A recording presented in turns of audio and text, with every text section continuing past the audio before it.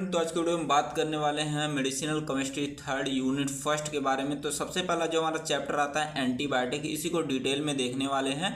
ठीक है, बस वीडियो को लास्ट तक बने रहिएगा और चैनल पे नए प्लीज चैनल को सब्सक्राइब और लाइक जरूर से कर दीजिएगा। तो सबसे पहले जानते हैं कि एंटीबायोटिक होती क्या है। तो एंटी का मतलब होता है अगेंस्ट, बायोटिक का मतलब होता है बैक्टीरिया या तो बोल सकते हैं माइक्रो ऑर्गेनिज्म। ऐसे एजेंट या ऐसी ड्रग जो क्या करती है, जो माइक्रो ऑर्गेनिज्म है उसके अगेंस्ट काम करती है, उसी को बोलते हैं एंटीबायोटिक। तो यहाँ पे माइक्रो ऑर्गेनिज्म जो है, मेनली हम बात कर रहे हैं बैक्टीरिया के बारे में। तो यहाँ पे ऐसे एजेंट जो बैक्टीरिया के ग्रोथ को इनहिबिट कर दें या तो बैक्टीरिया को ही किल कर दें, उसी को हम बोलते हैं एंटीबायोटिक बोलते हैं। ठीक है, तो जो हमारे एंटीबायोटिक होते हैं इसकी डिफिनेशन देख लेते हैं। तो these are those agent which are obtain from the micro organism that kill are inhibit the growth of micro organism. तो एंटीबायोटिक एक ऐसे एजेंट्स होते हैं जो माइक्रो ऑर्गेनिज्म से ऑब्टेन भी किए जाते हैं और ये माइक्रो ऑर्गेनिज्म के खिलाफ काम भी करते हैं, मतलब माइक्रो ऑर्गेनिज्म से ऑब्टेन किए गए और माइक्रो ऑर्गेनिज्म के ग्रोथ को इनहिबिट भी कर रहे हैं, उनको किल भी कर रहे हैं, उसी को हम बोलते हैं एंटीबायोटिक। तो समझते हैं। ठीक है, जो हमारे एंटीबायोटिक होते हैं ये हमारे किससे बनाए जाते हैं, ये हमारे माइक्रो ऑर्गेनिज्म से मिलते हैं, प्रोड्यूस किए जाते हैं और ये क्या करते हैं, इसी माइक्रो ऑर्गेनिज्म के खिलाफ काम भी करते हैं, इन्हीं माइक्रो ऑर्गेनिज्म को मारने का काम भी करते हैं, इसी को बोलते हैं हम एंटीबायोटिक बोलते हैं। तो आइए एग्जाम्पल समझते हैं। तो हमारी जो पेनिसिलिन है, सेफेलोस्पोरिन है, ये दोनों जो है एक तरीके की एंटीबायोटिक है। तो ये हमारी जो एंटीबायोटिक है यह प्रोड्यूस की गई एक तरीके की फंगी से। तो यह जो फंगी है एक तरीके का माइक्रो ऑर्गेनिज्म है और ये हमारी जो एंटीबायोटिक है यह किल कर रही है किसी बैक्टीरिया को। ठीक है, तो यह मिला किससे, एक तरीके के माइक्रो ऑर्गेनिज्म से मिला और ये क्या कर रही हैं, एक तरीके के माइक्रो ऑर्गेनिज्म को किल कर रही हैं। तो वही डिफिनेशन यहाँ पे लिखा गया। आई होप आपको समझ में आ गया होगा। अब बात करते हैं जो एंटीबायोटिक है। तो एंटीबायोटिक में कई सारी कैटेगरीज आती हैं। ठीक है, जैसे एंटी बैक्टीरियल आती है, एंटी वायरल आती है, एंटी पैरासाइटिक आते हैं, एंटी फंगल आते हैं। ये सारे हमारे जो होते हैं एंटीबायोटिक के अंतर्गत ही आते हैं। तो एंटीबायोटिक क्या करते हैं, जो बैक्टीरिया होती है इसी के ग्रोथ को इनहिबिट कर देते हैं या बोल सकते हैं माइक्रो ऑर्गेनिज्म के ग्रोथ को इनहिबिट कर देते हैं। ठीक है, अगर बैक्टीरिया के ग्रोथ को इनहिबिट करेंगे तो उसको बोलते हैं एंटी बैक्टीरियल ड्रग बोलते हैं। अगर वायरस के ग्रोथ को इनहिबिट करेंगे उसको बोलते हैं एंटी वायरल ड्रग बोल देंगे। अगर पैरासाइट के ग्रोथ को इनहिबिट करेंगे उसको बोलते हैं एंटी पैरासाइटिक ड्रग बोलेंगे। अगर फंगी के ग्रोथ को इनहिबिट कर देंगे उसको बोलते हैं एंटी फंगल ड्रग बोलते हैं। तो आपके माइंड में एक क्वेश्चन आ रहा होगा, सर जो एंटी बैक्टीरियल है यह भी क्या कर रहा है, बैक्टीरिया के ग्रोथ को इनहिबिट कर रहा है, और जो हमारा एंटीबायोटिक है यह भी क्या कर रहा है कि जो बैक्टीरिया है इसके ग्रोथ को इनहिबिट कर रही है। तो दोनों में अंतर क्या है, तो आइए दोनों में डिफरेंस जान लेते हैं। तो जो हमारे एंटीबायोटिक होता है यह भी क्या करता है कि जो बैक्टीरिया है होती है इसको किल करता है, इसके ग्रोथ को इनहिबिट करता है। और जो हमारे एंटीबैक्टीरियल है यह भी क्या करते हैं, जो बैक्टीरिया होती है इसके ग्रोथ को इनहिबिट करते हैं और बैक्टीरिया को किल करने का भी काम करते हैं। तो दोनों की डिफिनेशन सेम है, लेकिन दोनों में यही डिफरेंस है कि जो हमारे एंटीबायोटिक होते हैं यह सिर्फ मेडिसिनल पर्पज से यूज किए जाते हैं और जो हमारे एंटीबैक्टीरियल होते हैं यह जो हमारे सॉप्स होते हैं, साबुन होते हैं, डिटर्जेंट्स होते हैं, डिसइंफेक्टेंट होते हैं, इन सभी चीज़ों में यूज़ किए जाते हैं। और जो हमारे एंटीबायोटिक होते हैं यह जो होते हैं माइक्रो ऑर्गेनिज्म से ही ऑब्टेन किए जाते हैं, लेकिन जो हमारे एंटीबैक्टीरियल होते हैं यह केमिकली सिंथेसाइज किए जाते हैं। तो आई होप आपको डिफरेंस समझ में आ गया होगा। बात करते हैं एंटीबायोटिक के हिस्टोरिकल बैकग्राउंड के बारे में। तो जो एंटीबायोटिक है इसका क्या, कैसे कैसे इसकी डिस्कवरी हुई थी इसके बारे में जानते हैं। ठीक है, तो सबसे पहले जान लेते हैं जो बैक्टीरिया है। बैक्टीरिया जो टर्म है इसको इंट्रोड्यूस किया था सबसे पहले 1877 में लुइस पास्चर ने इसको इंट्रोड्यूस किया था। तो वह बैक्टीरिया जो थी उसका नाम था एंथ्रेक्स बैक्टीरिया था। ठीक है, दूसरा जो अलेक्जेंडर फेमिनिन थे, एक तरीके के साइंटिस्ट हैं, इन्होंने क्या किया कि 1929 ईस्वी में फर्स्ट एंटीबायोटिक जो होती है जिसका नाम था पेनिसिलिन, इसको क्या किया था, एक्सीडेंटली इसका डिस्कवर किया था। फिर जो 1932 ईस्वी में जो हमारी सल्फोनामाइड है इसके एंटी माइक्रोबियल एक्टिविटी के बारे में डिस्कवरी किया था जो ईहलरिच एक तरीके के साइंटिस्ट थे। और 1943 ईस्वी में जो ड्रग कंपनी थी, ठीक है, उन्होंने क्या किया, पेनिसिलिन का मास प्रोडक्शन मतलब बड़े लेवल पे इसका प्रोडक्शन किया था। फिर 1948 ईस्वी में जो हमारी सिफेलोस्पोरिन थी, ठीक है, इसको प्रिकर्सर के रूप में जो है ऑक्सफोर्ड जो कंपनी है इसको भेजा गया कि आप सिफेलोस्पोरिन का मास प्रोडक्शन कर सकते हैं। फिर 1952 ईस्वी में जो हमारी इरेथ्रोमाइसिन थी यह हमारी ऑब्टेन की गई, डेराइव की गई, जो हमारा स्ट्रेप्टोमाइस एंथ्रेक्स था इससे इसको डेराइव किया गया। फिर 1956 ईस्वी में जो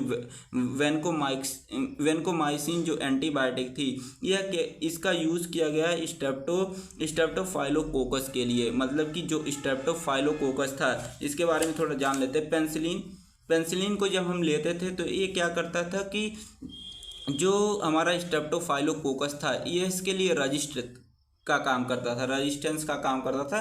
मतलब हम पेंसिलिन लेते थे तो हमारा जो स्ट्रेप्टोफाइलोकोकस था यह इसका ग्रोथ ना तो इनहिबिट होता था, ना तो यह जो स्ट्रेप्टोफाइलोकोकस है ना तो यह मरता था, ठीक है। तो हमने क्या किया कि अगर वेनकोमाइसिन लिया इसके जगह पे हमने क्या किया, पेंसिलिन के दर पे वेनकोमाइसिन जो एंटीबायोटिक था इसको लिया, तो इसने क्या किया, जो स्ट्रेप्टोफाइलोकोकस था इसके ग्रोथ को इनहिबिट कर दिया, इसको किल कर दिया।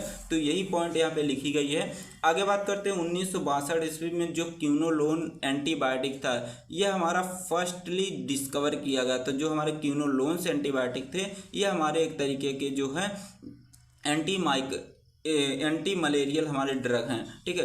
अब बात करते हैं जो हमारा एंटीबायोटिक होता है इसके दो पार्ट्स होते हैं, इसके दो कैटेगरीज होती है। एक हमारे होती है बैक्टीरियोसाइडल होता है, एक हमारा बैक्टीरियोस्टैटिक होता है। इसको आगे अभी डिटेल में पढ़ने वाले हैं। तो जो बैक्टीरियोसाइडल होते हैं, बैक्टीरियो का मतलब होता है बैक्टीरिया, साइडल का मतलब होता है किल करना। जो बैक्टीरिया को किल कर दे उसको हम बोलते हैं बैक्टीरियोसाइडल बोलते हैं। जैसे एग्जाम्पल पेंसिलिन हो गया, एमनोग्लाइकोसाइड्स हो गए, दोनों एंटीबायोटिक हमारे बैक्टीरियोसाइडल हैं। और बैक्टीरियोस्टैटिक उसको बोलते हैं जो बैक्टीरिया के ग्रोथ को इनहिबिट कर देते हैं, ठीक है, उसको हम बोलते हैं बैक्टीरियोस्टैटिक। तो बैक्टीरियो का मतलब होता है बैक्टीरिया, स्टैटिक का मतलब होता है ग्रोथ को इनहिबिट करना, ठीक है, तो इसको हम बोलते हैं बैक्टीरियोस्टैटिक बोलते हैं। तो इसमें एग्जांपल टेट्रासाइक्लिन, क्लोरमफेनिकॉल हो गया। अब बात करते हैं क्लासिफिकेशन ऑफ एंटीबायोटिक के बारे में। तो जो हमारा एंटीबायोटिक क्लासिफिकेशन है, ठीक है, ये हमारा 4 तरीके पे से किया गया। पहला हमारा आता है on the basis of spectrum के बेस पे। तो इसमें 2 चीज़ें आती हैं, पहली हमारा आता है ब्रॉड स्पेक्ट्रम, दूसरा आता है नैरो स्पेक्ट्रम आता है। तो ब्रॉड स्पेक्ट्रम एंटीबायोटिक उसको बोलते हैं जो क्या करती है, दोनों तरीके की बैक्टीरिया, मतलब कि ग्राम पॉजिटिव बैक्टीरिया और ग्राम निगेटिव बैक्टीरिया होती है, दोनों के ग्रोथ को इनहिबिट कर देती हैं, उसी को हम बोलते हैं ब्रॉड स्पेक्ट्रम एंटीबायोटिक बोलते हैं। अब जो हमारी ब्रॉड स्पेक्ट्रम एंटीबायोटिक होती है इसमें हमने एग्जाम्पल लिखा है टेट्रासाइक्लिन, स्ट्रेप्टोमाइसिन, ठीक है। तो हमारे जो दूसरा आता है हमारा नैरो स्पेक्ट्रम। तो नैरो स्पेक्ट्रम एक ऐसे एंटीबायोटिक होते हैं जो या तो ग्राम पॉजिटिव बैक्टीरिया के ग्रोथ को इनहिबिट करेंगे या तो ग्राम निगेटिव बैक्टीरिया के ग्रोथ को इनहिबिट करेंगे, उसी को हम बोलते हैं नैरो स्पेक्ट्रम एंटीबायोटिक बोलते हैं। तो इसमें हमारा एग्जाम्पल है बेंजीन पेंसिलिन हो गया, पेंसिलिन जी हो गया, जिथ्रोमाइसिन हो गया। अब आता है हमारा जो दूसरा क्लासिफिकेशन आता है बेस्ड ऑन द सोर्स, या बोल सकते हैं बेस्ड ऑन द ओरिजिन, ठीक, ओरिजिन के बेस पे इसको क्लासीफाई किया गया। तो सबसे पहले आता है इसमें हमारा नेचुरल आता है। तो नेचुरल एंटीबायोटिक उसको बोलते हैं जो नेचुरली ऑब्टेन किया गया है, मतलब कि जो प्लांट से, जो माइक्रो ऑर्गेनिज्म से ऑब्टेन किए जाते हैं उसको हम बोलते हैं नेचुरल एंटीबायोटिक बोलते हैं। जैसे एग्जांपल हमारा हो गया स्ट्रेप्टोमाइसिन हो गया, टेट्रासाइक्लिन हो गया, पेंसिलिन हो गया।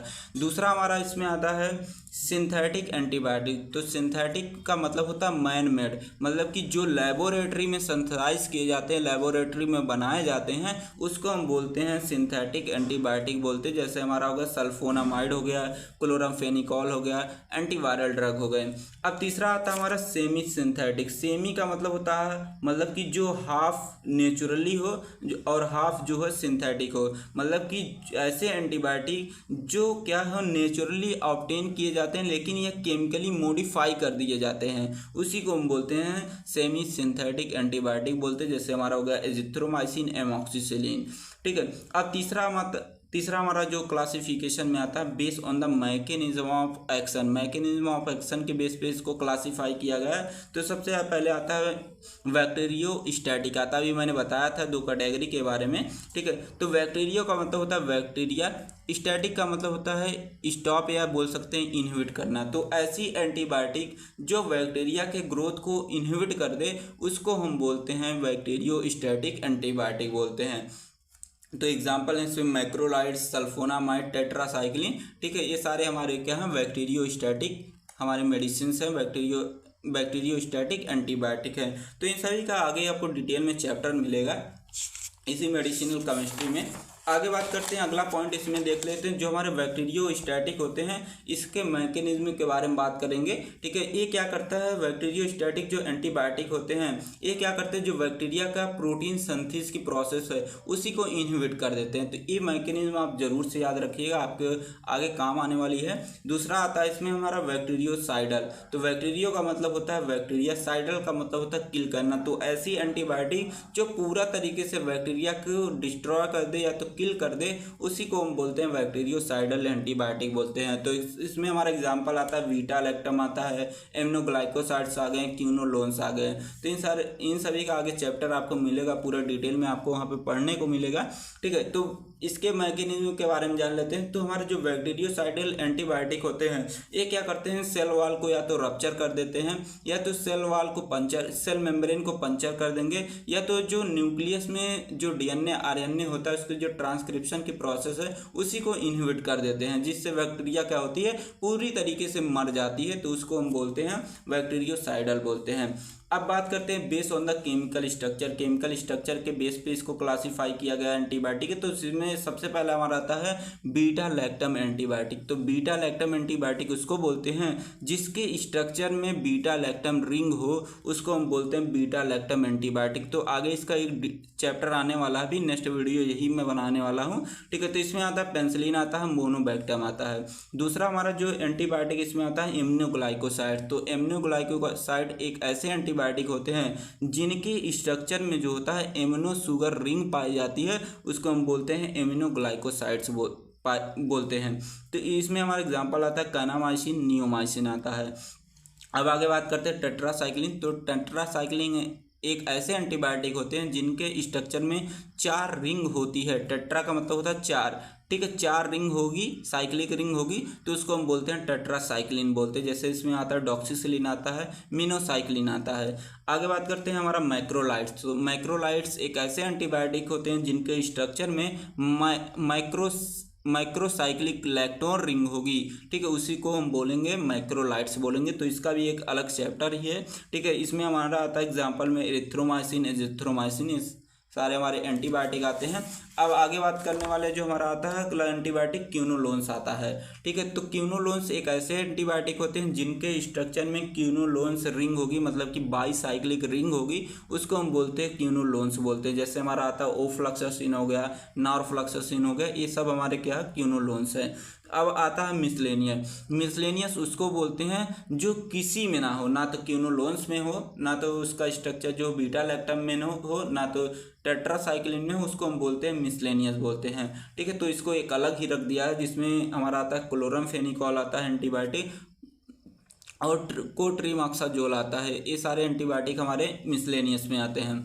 अब बात करते हैं जनरल मैकेनिज्म ऑफ एक्शन के बारे में। तो ये ज़रूर से देखिएगा, ठीक है, आपके आगे बहुत ही काम आने वाला है। तो इसमें 4 मैकेनिज्म मैं बता रहा हूँ, कौन कौन से मेथड से बैक्टीरिया को किल करेंगे, कौन कौन से मेथड से उसके ग्रोथ को इनहिबिट करेंगे। तो सबसे पहला आता है हमारा method inhibit cell wall synthesis. इसमें जो है बैक्टीरिया है, ये मैंने बैक्टीरिया का स्ट्रक्चर बनाया है, इसका सेल वॉल है। तो इसके अगर सेल वॉल को, अगर इस सेल वॉल की जो सिंथेसिस है अगर वही इनहिबिट हो जाएगी, ठीक है, तो इसमें जो बैक्टीरिया मतलब कि किल हो जाएगी, ठीक है। अगर यही रप्चर हो जाती है तो जितने भी इसके अंदर की चीज़ है वो बाहर निकल जाएंगे, तो बैक्टीरिया मर जाएगी, ठीक है। तो इसमें आता है मोनोबैक्टम आ गया, वेनकोमाइसिन हमने एग्जाम्पल दे दिया 1-2।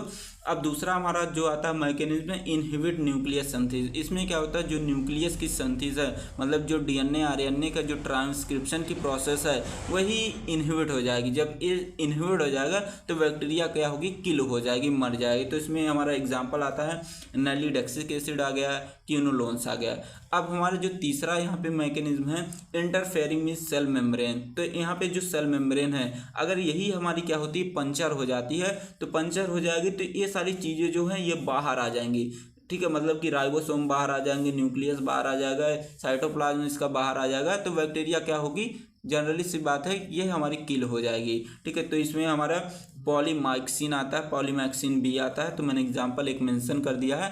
अब यहाँ पे अगला हमारा आता है इनहिबिट प्रोटीन सिंथेसिस। प्रोटीन की अगर सिंथेसिस को हम इनहिबिट कर देते हैं तो इसमें बैक्टीरिया जो होती है इसका ग्रोथ क्या हो जाएगा, इनहिबिट हो जाएगा। ठीक है, तो इसमें हमारा टेट्रासाइक्लिन आ गया, एमिनोग्लाइकोसाइड्स आ गए। तो ये सारे एग्जाम्पल मैंने भी बता दिए और कौन कौन सी मैकेनिज्म बता दिए, तो आप इसको लिख लीजिएगा। ठीक है, आपके बहुत ही काम आने वाला है। वीडियो को लाइक सब्सक्राइब जरूर से कर लीजिएगा। मिलते हैं नेक्स्ट वीडियो में। Thanks for watching.